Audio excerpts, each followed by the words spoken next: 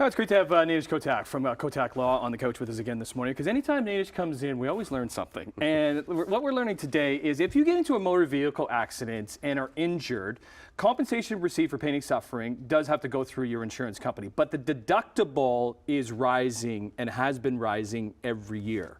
And it continues to rise, Nainesh. That's correct. So for any pain and suffering award in a motor vehicle accident in Ontario that is less than $147,000, which vast majority will be obviously, there is a $44,367 deductible that rises every year by inflation. So this past year, it rose by 6.5%.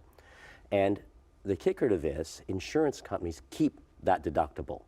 And if you have a case and you have to go to court and there's a jury, and insurance companies like having juries because juries cannot be told about this secret deductible. So if a jury thinks you have injuries that deserve, say, $44,000, you get zero and you end up having to pay the legal costs for the insurance company. And the big issue with this, not that it's obviously unfair, it is unfair, but you need to prove your injuries are permanent and serious in order to get any money for pain and suffering anyway in an automobile accident. Then you have the deductible.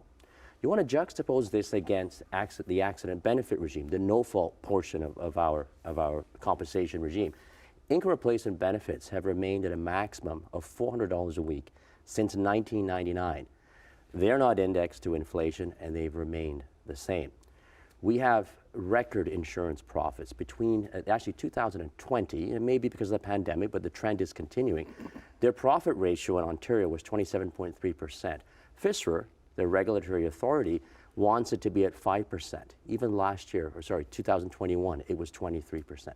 So you're getting record profits and eroded benefits and a secret deductible.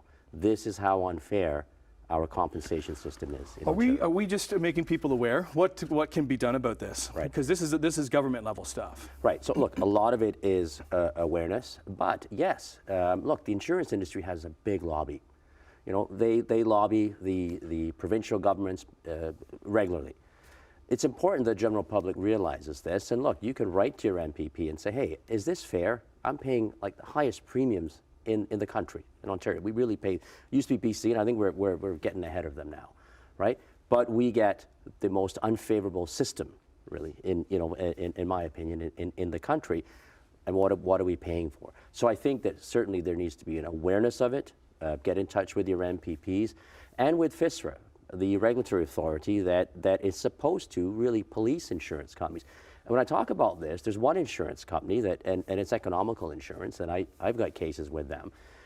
You know, for attendant care benefits, they're expecting PSWs to work for less than minimum wage, and they won't do it. PSWs are getting $30 to $35 an hour if there's a demand. Mm-hmm. So they're not going in, therefore, to not treat, but actually give, dress and feed and bathing injured people because they're being expected to be paid less than minimum wage.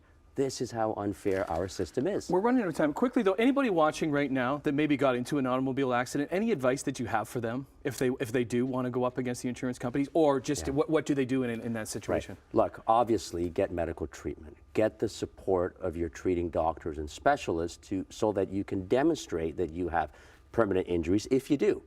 Look, most injuries, the reality is they're put in what's called a minor injury guideline. By the insurance companies. You get $3,500 worth of therapy. You may think in your policy you've paid for $65,000 worth, but you only get $3,500 worth. So it's important, I guess, report your symptoms to the doctor, get the treatment that's been given to you and being recommended. Unfortunately, you may have to pay for a lot of it out of your pocket because you may be stuck at only having $3,500 of insured coverage. Okay. Good chat, making things aware with high inflation and gas and grocery bills. Also, when it comes to payouts for automobile injuries, also going up. Nainesh Kotak, Kotak Law. We'll be back on the couch coming up next month.